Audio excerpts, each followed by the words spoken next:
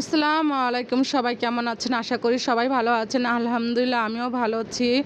আর আজকে আমি রান্না করব শাপলা ভাজি, চিংড়ি শুটকি দিয়ে শাপলা ভাজি রান্না করব।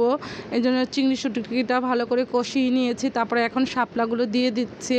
আর আমার মতন কে কে গরু মাংস খেয়ে বিরক্ত হয়ে গেছেন, আর এখন আমার গরু মাংস খেতে ইচ্ছা করে না।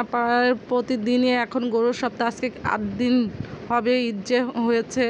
মানে সবাই গরু মাংস তো কী পছন্দ করে আমি বুঝলামই না। মানে সবাই ঘরে আম্মু আর আমি ছাড়া সবাই গরু মাংস ছাড়া মানে ভাত খেতেই পারে না। আর আজকে এর জন্য শুটকি রান্না করব।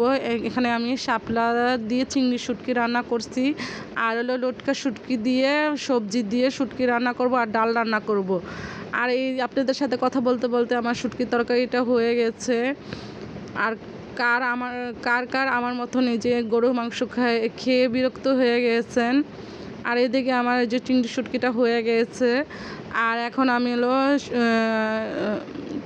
শুটকির তরকারি রান্না করার জন্য মশলাটা কষিয়ে নিয়েছি।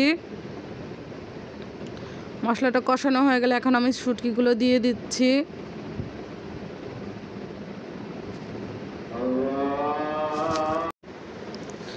এখন ভালো করে নাড়াচাড়া দিয়ে নেব, শুটকিগুলো ভালো করে কষিয়ে নেব। আর এই যে এখন শুটকিটা কষানো হয়ে গেছে, এখন আমি এই যে সবজিগুলো দিয়ে দিব। আর সবজির মধ্যে এখানে আলু আছে, পটল আছে, বেগুন আছে, কাঁঠালের বিচি আছে, বটবটি আছে, মানে পাঁচমিশালি সবজি দিয়ে শুটকিটা রান্না করব।